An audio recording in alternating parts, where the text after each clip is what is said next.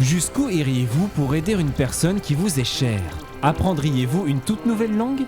C'est ce qu'a fait la petite ville de Newton dans le Massachusetts. Lorsque les habitants de la ville ont appris qu'une enfant, Samantha Savitz, qui venait d'emménager, était née sourde, plusieurs voisins ont décidé de changer en tant que communauté. Jill McNeil, l'une des voisines de la famille de Samantha, explique qu'elle et ses voisins se sont inscrits en secret à des cours privés de langue des signes américaine. Rapidement, plus de 20 voisins se sont inscrits.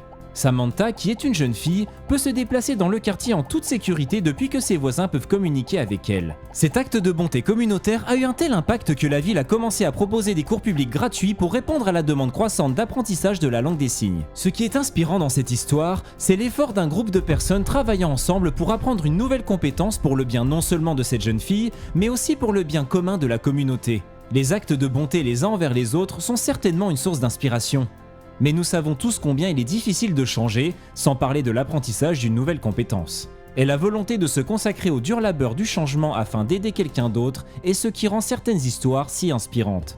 En 2018, un groupe d'enseignants d'une école du Kerala en Inde a appris le braille pour aider un élève malvoyant de leur classe. Cet effort a non seulement favorisé l'apprentissage de l'élève, mais a également incité d'autres écoles à entreprendre des initiatives similaires.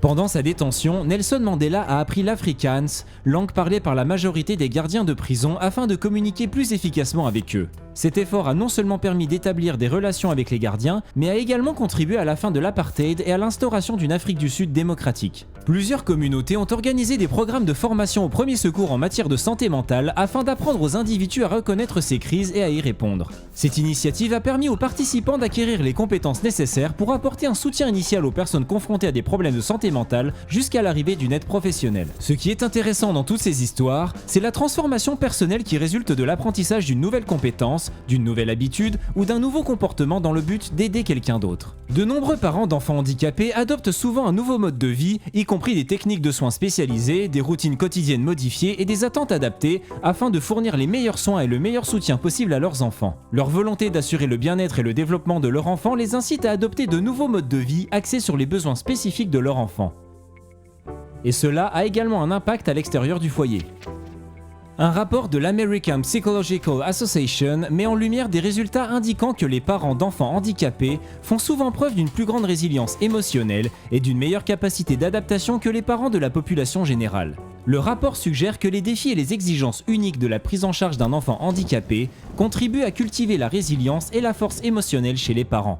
C'est ce qui peut vous surprendre chez des personnes comme Rosaria Butterfield, auteure de The Gospel Comes with a House Key. Rosaria raconte comment elle a appris à être le Christ pour les gens de son quartier en étant simplement ouverte aux situations quotidiennes de la vie de ses voisins, dont la porte d'entrée est toujours déverrouillée. Sa maison est devenue un endroit où les voisins entrent souvent à l'improviste. Il y a toujours une grande cafetière et des plats chauds sur le feu.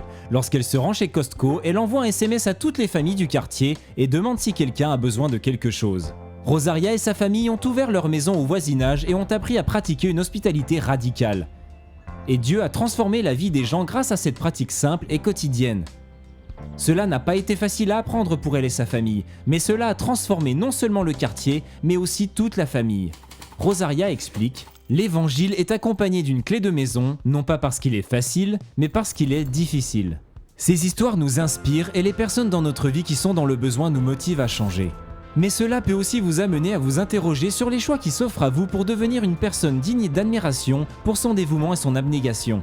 Qui pourriez-vous devenir si vous choisissiez de consacrer votre vie à grandir d'une manière nouvelle pour ceux qui vous entourent ?